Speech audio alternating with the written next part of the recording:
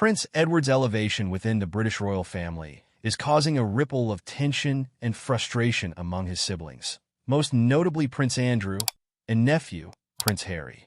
As King Charles and Prince William consolidate their power and outline a future vision for the monarchy, Edward's burgeoning role has left Andrew and Harry feeling increasingly marginalized, leading to a simmering family conflict that could reshape the dynamics of the royal household. The catalyst for this shift came during a recent summit at Balmoral Castle, a meeting of great significance where the future direction of the monarchy was fervently debated. It was here that Prince William, the heir to the throne, presented a comprehensive plan addressing the pressing need for modernization, fiscal responsibility, and a redistribution of royal duties. The discussions were intense, reflecting the seriousness of the issues at hand.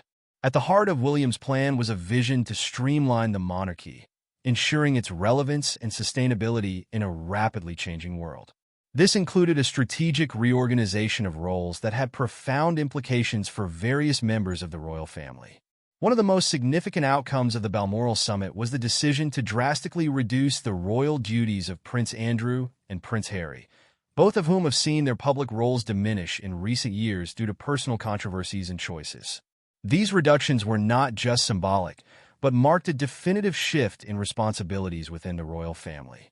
Their former duties, which included a range of patronages, public engagements, and honorary military titles, have now been largely transferred to Prince Edward. For Edward, this change represents a dramatic increase in his involvement in royal duties, a responsibility he has embraced with the full support of King Charles and Prince William. The king has been particularly vocal in his praise of Edward, publicly acknowledging his younger brother's steadfast dedication to the monarchy. This endorsement from the sovereign himself has been a key factor in Edward's rising prominence within the family. King Charles's confidence in Edward is partly rooted in the crucial role Edward played during Charles's own health crises, including a particularly challenging period when the king was undergoing treatment for cancer. Edward's unwavering support during these times has not gone unnoticed, and it has cemented his position as a reliable and trusted member of the royal family. However, the decision to elevate Edward has not been without its consequences. Prince Andrew, long accustomed to a high-profile public role, has found himself sidelined, his influence within the family waning significantly. Andrew's frustration is palpable, as the reduction of his duties is not just a professional blow, but a personal one, symbolizing a loss of standing within the institution that has defined his entire life. Similarly, Prince Harry, who has already distanced himself from royal duties following his move to the United States, has reacted with anger to the formalization of his diminished role. The decision to transfer many of his remaining responsibilities to Edward has further strained his already fragile relationship with the royal family. Harry's sense of being pushed to the margins of the family is likely exacerbated by the ongoing tensions following his and Meghan Markle's highly publicized departure from their royal roles, often referred to as Megxit.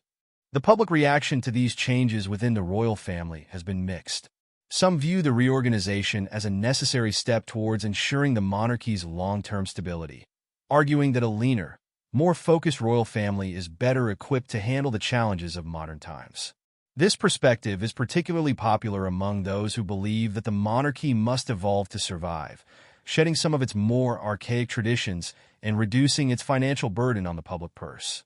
On the other hand, there are those who perceive the sidelining of Andrew and Harry as unfair, particularly in light of their past contributions to the family and their public service. This view is often expressed by supporters of Prince Harry, who argue that his treatment by the royal family has been unduly harsh, particularly given the personal struggles he has publicly shared.